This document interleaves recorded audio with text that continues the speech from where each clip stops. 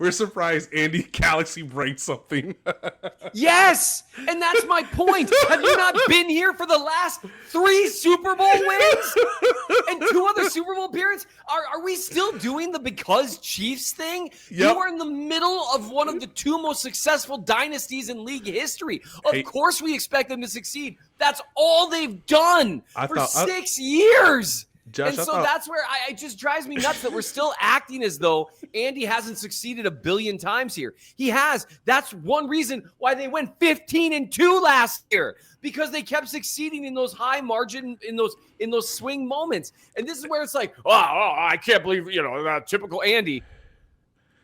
No, it's not typical Andy. It's Josh, atypical Andy. We were afraid of Steve Spagnuolo's windows before Sunday's game. I think a couple bricks went through Andy Reid's windows, metaphorically speaking. Jeepers. That's too close to a story that got reported within the last 2 months for me to make a joke about it. Oh, come on! That's why I said it! The Chiefs are currently having a one-possession game regression, where a lot of times you can say clutch, you can say luck, you can say close games come down to which side of the football the stitches are on when it hits the receiver. Like, it is just it is a weird sport where the ball isn't round and these finite details end up flipping games. What led you to the conclusion that the Chiefs simply aren't making those swing plays that they've made in so many recent years? The easiest, quickest example, even going outside the Eagles game, which was obviously a closer game, so it's going to be more hang on the results of one player. Now, if you just look at the Chris Jones miss against Herbert to close out the Chargers game, when Jones immediately won his rep, I assumed that he was going to sack Herbert or chase Herbert to the wrong spot, and they would punt. And there's not a Chargers fan in the world that wouldn't have believed that it was over if the Chiefs got the ball back with 3 minutes left. I think they had 2, maybe 3 timeouts, down 6. Like, no Chargers fan on earth would have been like, oh, yeah, I'm very comfortable right now. We would have assumed it was over. But he didn't bring him down. Herbert made a great play. And Spags, in my opinion, should have had Hicks playing. And maybe Hicks was supposed to be a little more center field than he was. He got drawn out of position. Had he not, it's whatever. But that's a play we've seen Jones make a million times. Yep. And he didn't. Now, the other guy gets paid too. And Jones, by and large, if you watch the tape against the Eagles, let me just tell you, Chris Jones is the thin red line between what's happening now and some real catastrophes, which, by the way, shout out to the defense, played really well against the Eagles, who didn't have a really inspired game plan, but have a lot of talent. They played well. Thank you. That's one thing I wanted to see, right? Mm-hmm. It's one thing that we're not going to spend enough of today talking about because there are things that are concerning and scary. We were like high alert. The defense looks like it might be broken. I think the pass rush still has a significant amount to prove outside of Chris Jones. But I'm going to mention that, Seth, the defense absolutely did their job against the Eagles. Absolutely. And Chris Jones was very disruptive in the running game, I felt on Sunday. Like, shooting gaps, making Saquon go where he didn't want to go. And it's clear that he's still an above average pass rusher, but we're still looking for Charles Omenihu. We're still looking for George Karlaftis. Well, and the Omar Norman Lott sack, that happened because of complimentary pass rush. Several guys, Jones was eating 2 blockers and making them work. Like, that's a real double team, right? That's not just slid protection to you. You were making those 2 guys work. Omenihu won his rep. Karlaftis crushed the pocket. And Omar Norman Lott didn't really win his rep. That's why it took Hurts stepping up. But he did keep working, showed a little bit of that bend around. And, man, I have not seen Hurts take a hit like that in a while. Like, that was – that I watched that. I was like, oh, that would suck. Oh, can you imagine getting hit so hard as an adult that your feet are in the air? That'd be awful. Decleated. And Brian Cook looked so much more like what he's looked like. Hicks and him played a lot better. I think you really saw something there with him and Hicks in terms of like, okay, when they're not miscommunicating, that safety combo, I like it. But anyway, be all that as it may, the swing plays, they didn't make them. So you got Chris Jones that first game. There were a few other ones there. But this is one where just multiple plays didn't get made. They didn't convert on a 4th and 1. And for all the angst about, Chiefs short yardage stuff over the last few years, last year in particular, when they really needed a 3rd and 1 or a 4th and 1, they converted at an absurdly high rate. That's a play that they're used to making. Now, some of that is the Mahomes factor. For years, when it's really come down to it, they've converted on 4th and 1, especially 4th and 1, 4th and 3, whatever. Part of that is Mahomes. Part of that is Andy Reid. How many times have we seen that, play action, roll out, finding a guy in the flat, wherever? Like, we've just seen it a million times. Right. This time, they decided to run a scheme that required a pulling blocker, which when it's 4th and short and you're facing the type of scheme like what the Eagles play, everyone's going to be firing up field and you're pulling Creed Humphrey, which means that someone's got a gap, which means what you need from Kingsley, or you need not Kingsley, because you're pulling Creed and driving straight ahead. Right. You need Jawan Taylor to seal off a defensive tackle, the type of block that's hardest for him because he's not a power-based guy. And then you're asking Kareem Hunt to come across the formation, moving laterally, a guy with no burst. It was a bad design. It was a bad decision. It was a bad decision in real time compared to what Andy Reid has traditionally done, which is show faith in my defense. It's a tie game. I have the better quarterback. We will get the ball next drive. We will take it from here. And we're also not close to midfield at all. Like, the drive just started. It just ended.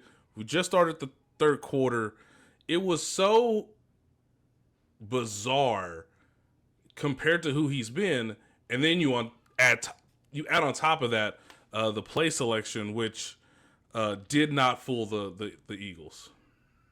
And I actually have no problem with them going for it.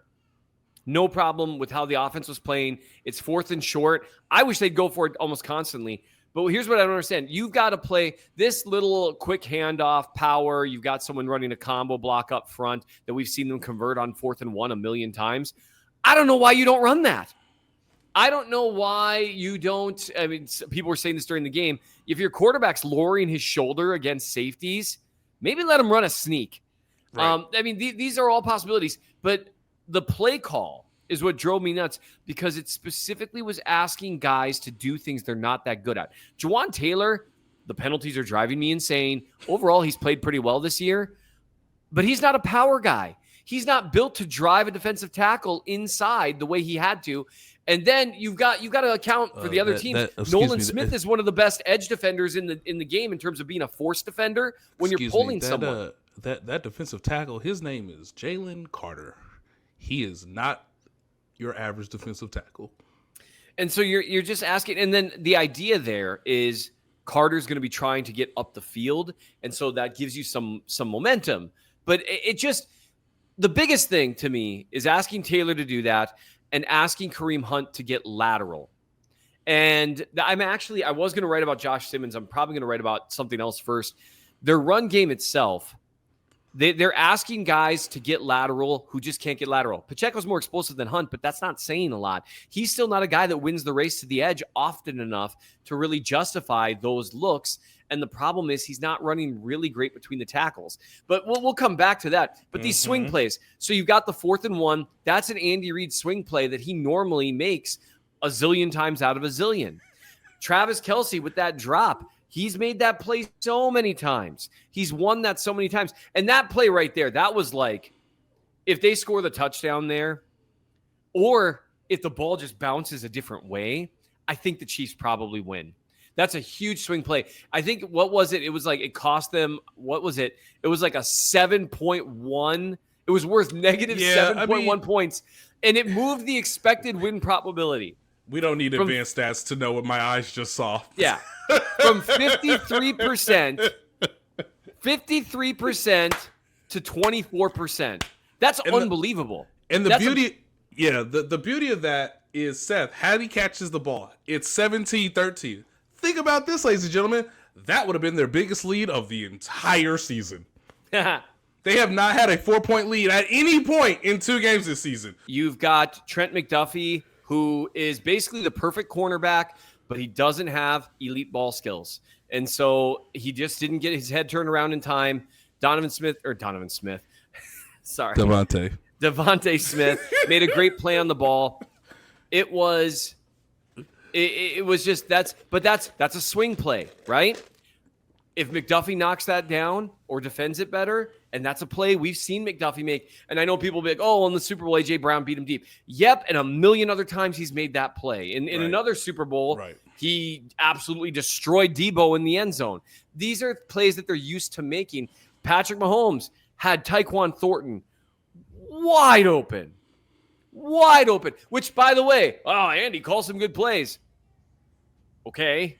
Now, to be fair, the defenders tripped over each other. But, I mean, they ran actually – the route combination they had there was perfect for the coverage they'd called up regardless. He had Thornton wide open, missed him. Let me tell you, that would have been – there was another minute that drained from the clock, which meant the Eagles would have had to get 2 first downs instead of 1. And it means they wouldn't have felt the need to onside kick it, which means that it changes the play calling dynamic there. All you would be going for is a field goal, not a touchdown, because it would be 17 to or 20 to 17. Hopefully you get a stop, they punt, you get a couple shots to get in field goal range.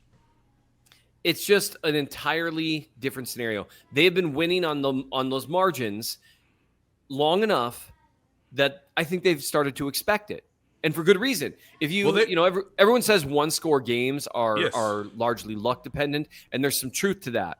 But if you show year after year after year that you're better at winning those games, and I think a lot of that is they have 4 of the best closers in the league: Patrick Mahomes, Chris Jones, Travis Kelce, and Harrison Butker. Butker missed a 58-yard field goal. How many points did they lose by, Josh? I think it was 3. Yeah. Well, yeah. And so the Eagles flipped that into points too. Yeah. So, and then, that led to them having excellent field position, and they flipped that into points. So they are used to winning on these margins. And here's the thing. People can talk about the roster, and I get certain aspects of it. But honestly, and here's the light at the end of the tunnel. The guys that normally make these plays haven't. That's probably going to turn around because Kelce and Travis Kelce's 2 most egregious mistakes weren't that he didn't have the step that he used to have, which I'm weirdly heartened by. Which was the biggest concern entering the season. Yes. Right. You were going to say, Seth, that Kelce's tape looks better than it did last year, and probably better than it looked in 23. He looks faster, looks quicker. He's winning more one-on-ones. They just need to get someone else going around him. And so his tape looks good. Jones's tape looks good.